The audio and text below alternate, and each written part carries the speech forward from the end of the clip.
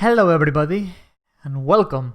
Today I have a very exciting video, at least for me, because I'm gonna show you some of the new features that are gonna come hopefully in Swift 5.3 for a Swift feature that it's not really officially implemented. It's there, we use it every day when we work with Swift UI, but it still hasn't gone through review. So that's why this is very special, because we have been waiting for these features for a long time. If you use Swift UI, you are probably used to the headache that causes not having the entire language available in the function builders. But now more of the entire language is there. In this video, I want to take a look at the current state of function builders and what new things come with this new version of Swift. So the first thing that I want to clarify is that I'm not going to be using Swift UI DSL, because even if the function builders functionality has new things, it's still not available on Swift UI until they release a new version, hopefully next month. But we can use ourselves all these new features because they are part of the language. So instead of using Swift UI, let's create a very simple and easy to understand feature that uses function builders so we can explore everything that is available. So let's start by making a struct that we're gonna call ExampleBuilder, just to give it a name. So what we really want is to be able to basically make a string and just to separate each component that we are attaching to the builder that we're constructed. What basically it will be in Swift UI each view. Just to differentiate that, let's make a string constructor that we want a separator, okay? And let's say, okay, separate it with this. And now here we want to open a closure and start using all the features of function builders. So the idea is that I want to start basically doing different strings like this, and this should start gathering all the information inside here using the function builder syntax, and then we have our string that we can print. So for that we can do this. So of course this is not gonna work, so let's start building up all the features that we need for this to happen. To have this initializer available, we first need to make the initializer itself, which we can do with separator, and you pass me a string. And now basically the builder, it's a function that it's gonna give us an array of strings. You can imagine that every time I say a string, you can think about the Swift UI view, and every time I say an array of strings, it's basically an array of views. So the reason why we need the builder to return an array of strings, we can call the builder, that's gonna return an array of strings.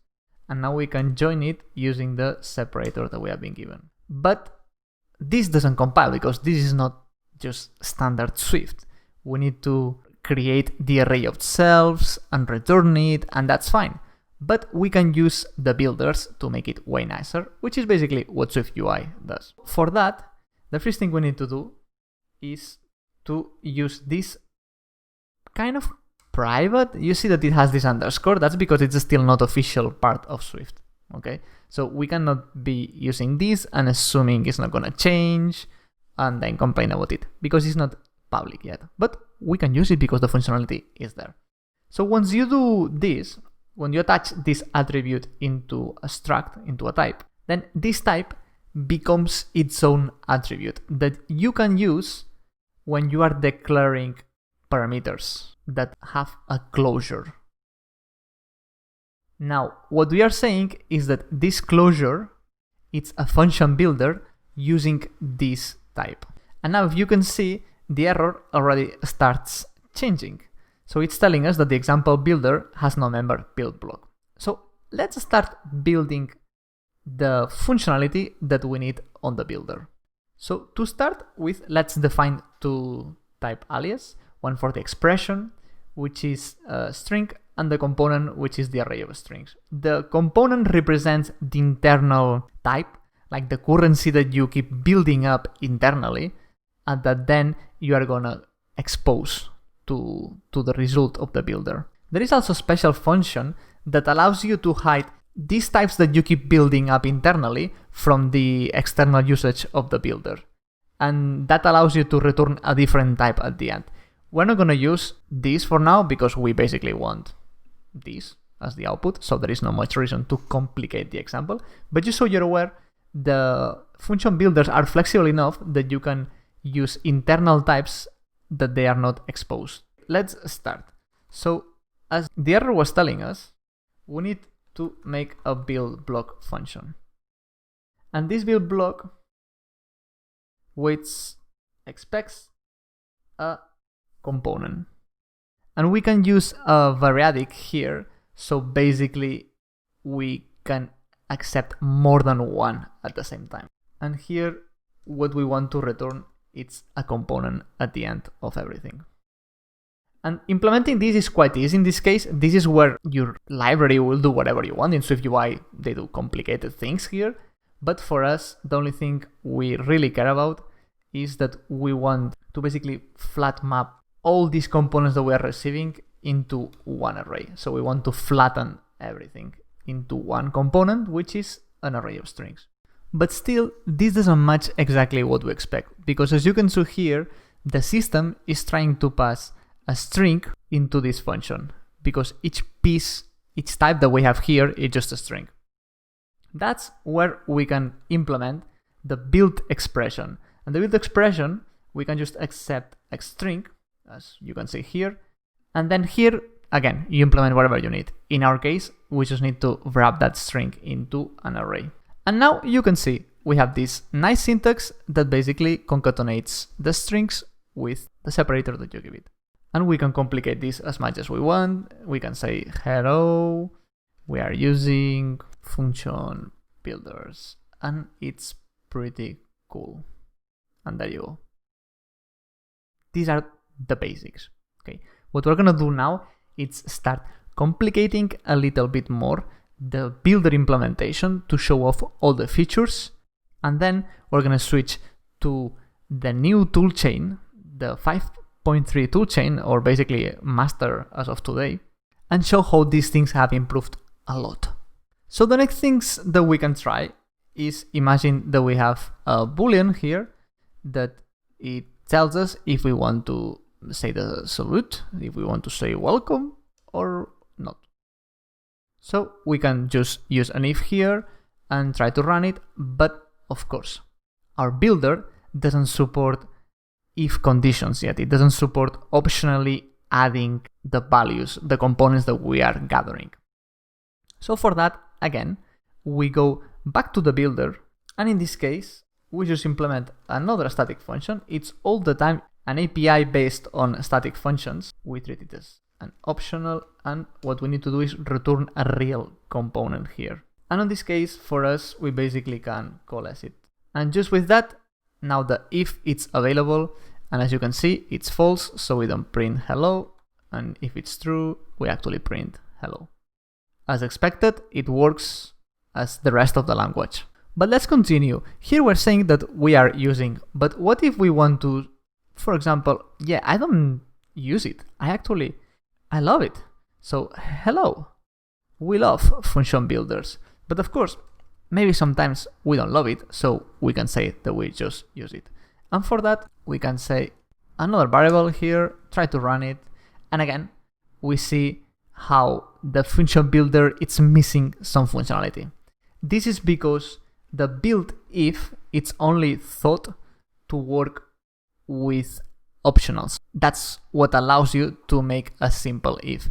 As soon as you add another condition, what you then need is the implementation of a builder based on either. So here I just wrote the two methods that this new API needs. The buildEither, you have one component and you just, in this case, I just return it, and then you have another method that it's called with the else branch. When this is true, the compiler is gonna get this and pass it to my function that it's first, and when this is an else, it's gonna grab this piece and pass it to the second. And just like that, we can now have if-else constructs inside our function builder. Now let's explore another construct that it's the do construct, it's already telling us the closure containing this control flow, it's not supported by the builder. So we actually need to implement some support for this. And just as an example, let's put some strings here. They have their own separation. Okay, basically this space at the end here. In this case, I want my API that when somebody uses a do in my function builder, the separator it's not attached. It's a silly example, but it will let us see how we can tweak the behavior of the builder based on the constructs of the language. And when we return it here, in this case, I don't want to just flatten the array of components, but I also want to join that flattened array of components into a single string, and of course put it in an array because that's what we expect to return to start gathering the data. This will mean that when the initializer is called, this array here is just going to contain one already joined string for everything inside the do. And as you can see, the separator it's not there. So again, it's a silly example, but I think it shows you how you can tweak whatever you want on the builders here to offer different functionality. Now, just for completeness, I want to show you that you can also have this build function that uses the component types internally to do whatever it needs, and at the end it returns something. You can basically hide these types.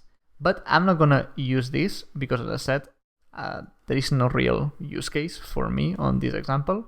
And just to be clear that you don't need this to have functions inside, let's for example make nothing fancy. Now we can go here and actually use uppercase, and this still works fine. You don't have to change the builder at all. This build function is not related to that at all, because I thought this function in this case is just returning the string. So it's not different than just returning directly the string. So you don't have to modify the builder to accept functions or anything the user already has available. But now let's show an example where the function you're using, it's not of the expression type. Let's, for example, generate function where you pass an integer as the numbers of times that you want to repeat this character. Instead of generating it already and creating the resulting string, but let's complicate it a little bit more, because I want to show you what happens when you have a function that doesn't conform to the types the builder expects. So here we can say, generate me a string with 5. So if you try to build this, of course, the types don't match, the builder doesn't know what to do with it, but it already tells us this type doesn't match the expression type, aka the string. And that's why when I'm using builders, I typically prefer to define the type alias up front. The nice thing is that the errors that you get are very expressive. You know that it's an expression, it's specifically this function that it's trying to call. Let's solve this problem by just overwriting this static function with the types that we're expecting. And if we do this, and there you go. This shows you how you can support different types just by overriding your function builder and implementing the specific case. At the end of the day, the only thing you need to do is make sure that you return the component. And thanks to this feature, the fact that we can overload the builder functions, we can try to cover some of the scenarios that the builder API doesn't have yet, which is exactly the thing that SwiftUI did with the for each view. In our case, let's just make a repeat function. So now with this function, we can come here, and again, we have another error telling us that the build expression doesn't match. That's because our repeat, it's not returning a string like we're doing here. Our repeat is returning a different type, in this case, an array of strings. So again, we just need to overload the buildExpression function with the type that we are expecting. And in this case, because the component is the same as the parameter that we have here, we can just return it, and that's it. And just like that, this compiles, we can build and run, and you see how we have repeat 2 times.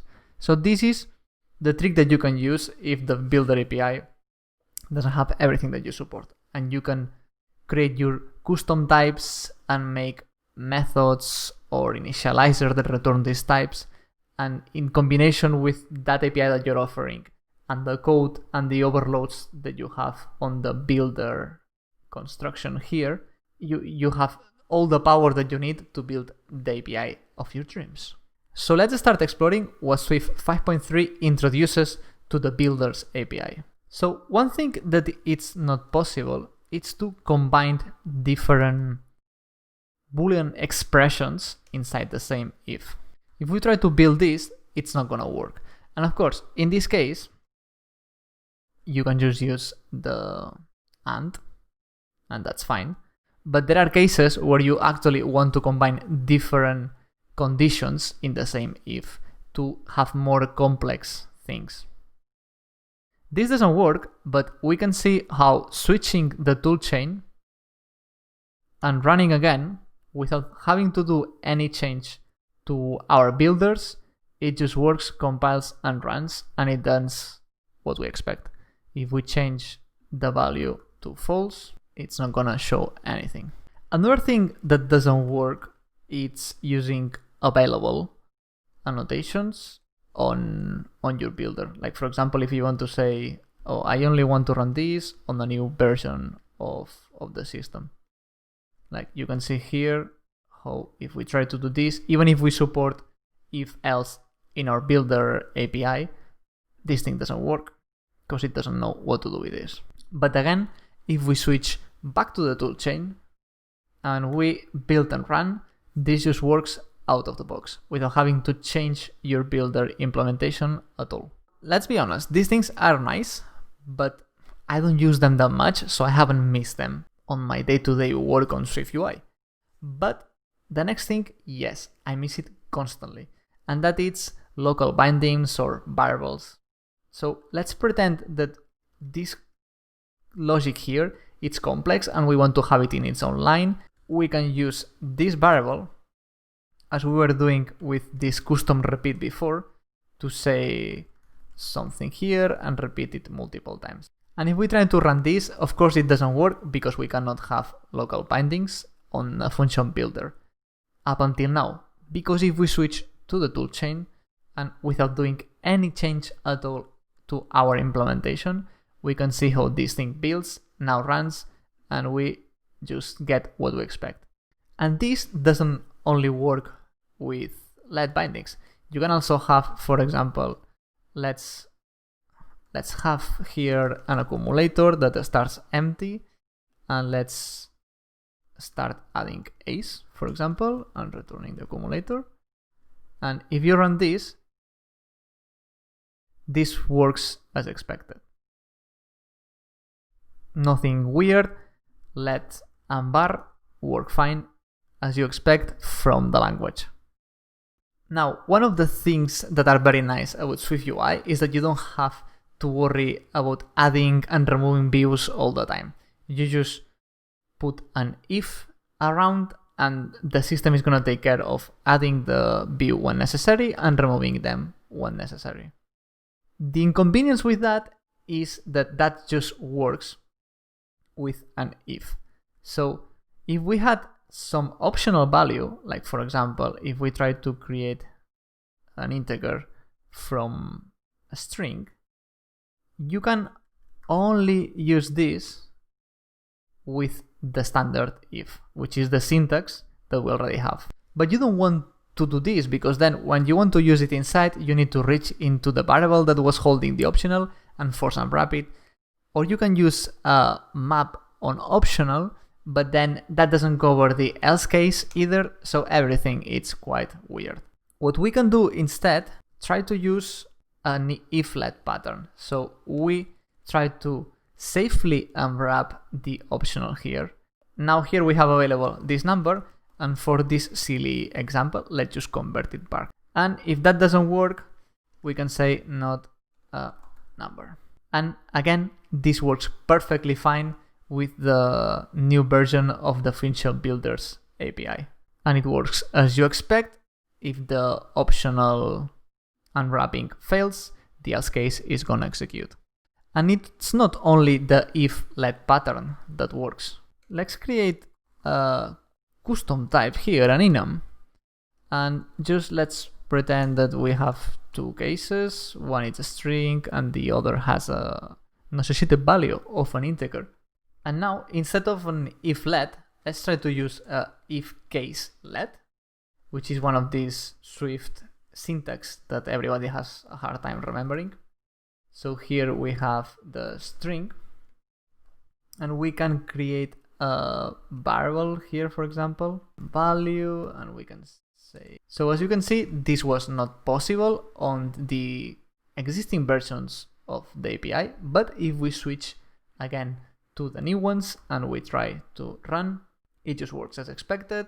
But not only we have this if case let syntax, which is already a huge improvement, we actually have the full functionality of the switch statement, and here we can now switch on the cases as we usually do. This is a string, so we can just return the string, and our Function Builder API is gonna pick that and build the expected functionality.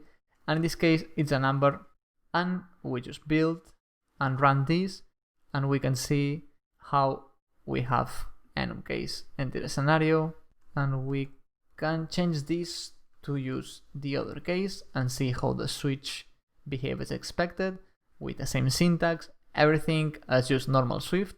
And to finish, let's talk about the flow control statement that we use constantly, and it's not available in the function builders, and it's a for loop. You will expect to be able to use a for loop to iterate, so we don't need this custom repeat function, or in the case of Swift UI, you don't need the for each view. Now, it's super exciting because it's already implemented on master. I don't think it's gonna be available on Swift 5.3, so don't get too excited, but on Swift master it's already merged and you can use it. So let's imagine that we have an array of names and we want to use them to say hello to these names. So you can already see the difference that here automatically we are still inside the function builder. So inside the body of the for, we can just keep using all the functionalities of function builder without having to gather the arrays ourselves and return them. The thing is that it's telling us that it doesn't know how to deal with this control flow statement. And that's because we need to implement a new static function. And it's the first time we have to do it. Like, all of these things are just given for free. So in theory, we can just use them as soon as 5.3 comes out. But this one specifically, we actually need changes on all the frameworks that use the function builder. The nice thing is that this just works as you expect. There is a new static function here that expects an array of your component. And as always, it's up to you to return. And this looks exactly the same as the variadic method that we had above. So we can just flatten the nested array into a single level array. And now if we try to run this, we can see how it compiles and it runs. Super nice. Also, it's important to note that even if this is available, you may still want to offer specific functionalities for iteration and things like this. It will be interesting to see if Swift UI gets rid of the for each at some point in favor of just using the normal for. So that's it for today. You have all these new things that you can do with function builders on Swift 5.3, and it's quite exciting because, as you can see, we have everything that we were missing that was not available on inside the function builders syntax. Now all these normal things that we are used to write every day on the language, lets, bars, if lets, switch, force, all of this is now available. And as you can see, to implement it, you just need to, like, the pattern is all the time the same. The new addition is this one, but for the rest, everything worked as expected. So it's a really nice way of building nice DSLs. All of this has been thanks to Gregor, that has write up this nice text and summary of everything that is new and available on the in-progress implementation of function builders for Swift. So if you want to know more and keep an eye on these things, you can follow this thread. And that's it for today. I hope you learned a little bit and that you are as excited as I am to get the Swift 5.3 and all these new features in Swift UI, so we can actually write more normal Swift. You can use all the features of Swift inside the Swift API DSL. So if you enjoyed this, please like the video and subscribe for more content like this. Thank you all for watching and see you next time.